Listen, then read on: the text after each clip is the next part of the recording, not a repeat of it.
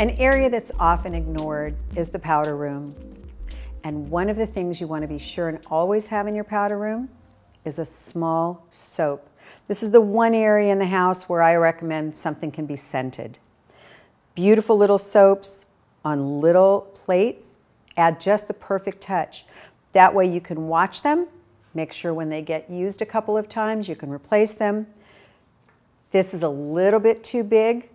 I like things that are closer to this size. They're about 2 or 3 uses, and toss it and it's no big deal. And you can find them in sets, different kinds of things depending upon if you like minerals or more of a perfume type set.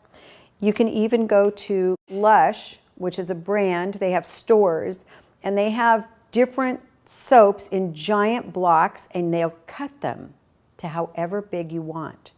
It's the most fascinating thing. So those are all fun, but remember your powder room, remember the soap in the powder room, check it before the party, and definitely check it after the party. All kinds of choices to make your powder room beautiful.